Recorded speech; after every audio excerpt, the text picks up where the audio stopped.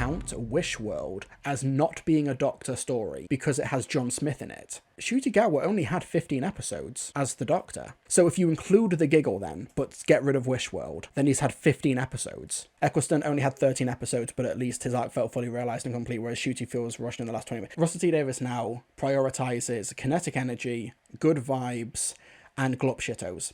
So that's what he does now. He's not prioritising the characters, which is why you have a ninth Doctor who, even like Christopher Eccleston argues that Father's Day is Doctor Light. I disagree, but that still works. He has less episodes than Ncuti Gatwa's Doctor, even if you don't include the Doctor Light episodes that he only has a very small appearance in, like Lucky Day, like Dot and Bubble, and 73 Yards. He feels way less like a fully fleshed character, a fully fleshed incarnation than the Ninth Doctor does. A lot of that is because there are a lot of scenes in Series 1 where the Ninth Doctor is separate and away from the companions, so he's able to interact with more people, so he feels more fleshed out. Like in Father's Day, where he has the chat to the wedding guests, like in The Long Game, where he's talking to the journalists, etc., etc., like in Dalek, when he's chatting with Van Staten and the others.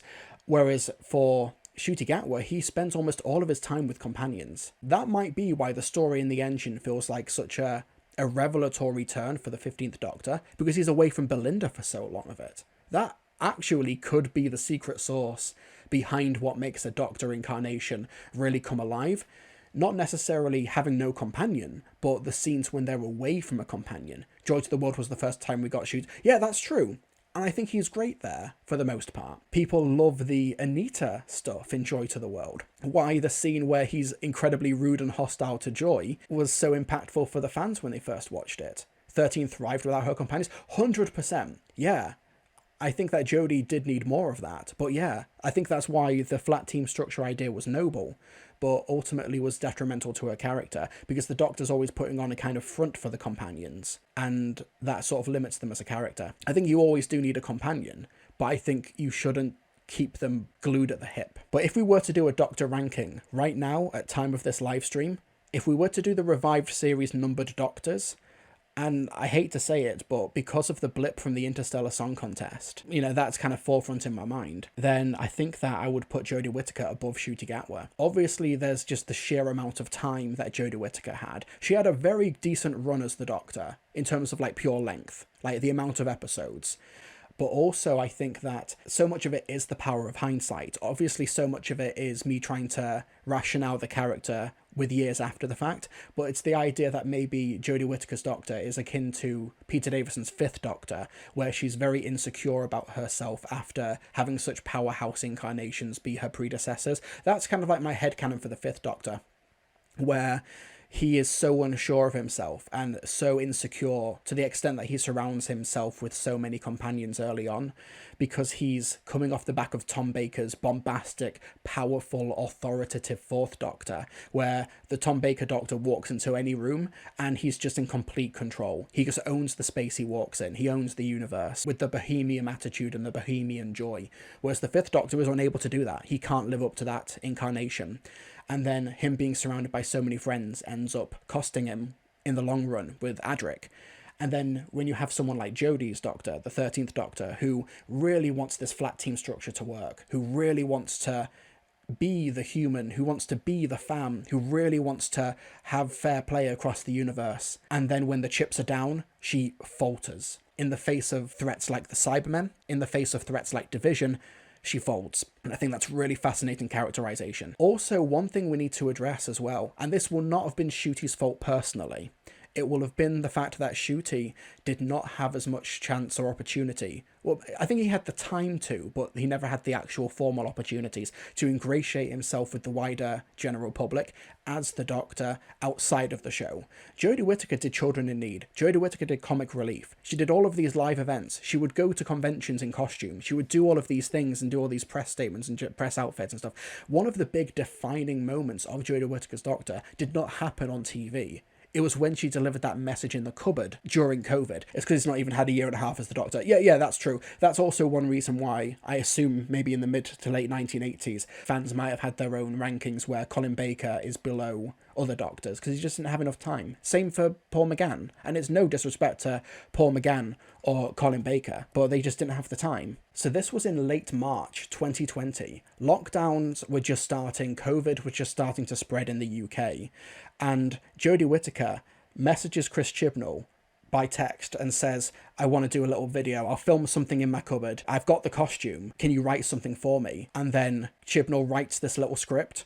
And then Jodie Whittaker records this, sends it to the BBC to upload onto their official socials. Oh, hi. This is an emergency transmission. If you're seeing this, the TARDIS must have detected an upsurge in psychological signals from somewhere in space and time. Basically, I think somebody somewhere might be a little bit worried. I'm actually just self-isolating, or as I like to call it, hiding from an army of Sontarans. But keep that to yourself. Now, here's what I do in any worrying situation.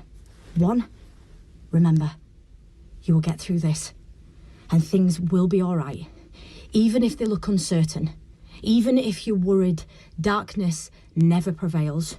2, tell jokes, even bad ones, especially bad ones. I am brilliant at bad ones. 3, be kind, even kinder than you were yesterday. And I know you were super kind yesterday. Look out for each other. You won't be the only one worried. Talking will help. Sharing will help. Look out for your friends, your neighbours, people you hardly know, and family. Because in the end, we're all family. 4, listen to science and listen to doctors. Right? They've got your back. 5, stay strong. Stay positive. You've got this. And I will see you very soon. That's so wonderful.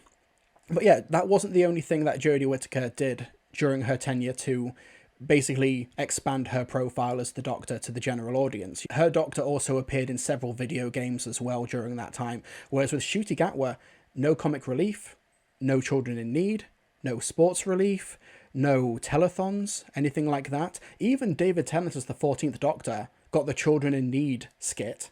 You know, he got the Destination Skaro thing. I understand that was a prequel to the 60th anniversary, but Ncuti didn't have anything like that, unfortunately.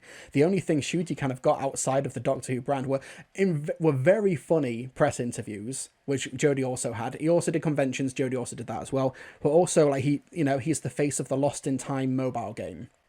And that's kind of it. The 14th Doctor, David Tennant, also got the bedtime stories as well. Yeah, Jodie Whittaker got a bedtime story. You go, Doctor Who Star to Read bedtime story, 2nd of December 2018. So yeah, okay, so Jodie Whittaker was the Doctor when she read the CBeebies bedtime story. David Tennant as the 14th Doctor also read the bedtime story. Ncuti Gatwa didn't. I'm not saying that Ncuti would have said, no, I'm not doing I don't want to ascribe malice or anything like that, I promise. But it's these things that when you're the Doctor, these things really help to ingratiate yourself in pop culture. And I think Ncuti Gatwa didn't really do that. This isn't me saying he couldn't do that or he didn't want to. He just wasn't given those opportunities as far as I can tell. I can only really work with the outcomes here. I'm not here to ascribe motive. I'm not here to ascribe anything like that. We're just dealing with outcomes here. Eccleston got Blue Peter at least, yeah, multiple times. But also that's a different thing in 2005. In 2004, 2005. In terms of expanded media stuff, Jodie had the books, the Doctor Who magazine, comic strips. 14 had that as well. 15's also got those. An Adventure with the Cybermen with the 15th Doctor. The BBC books, Target novels as well. Although Jodie didn't really have those much during her era. I forget when the Witchfinders came out. Is that the only 13th Doctor era book? But yeah.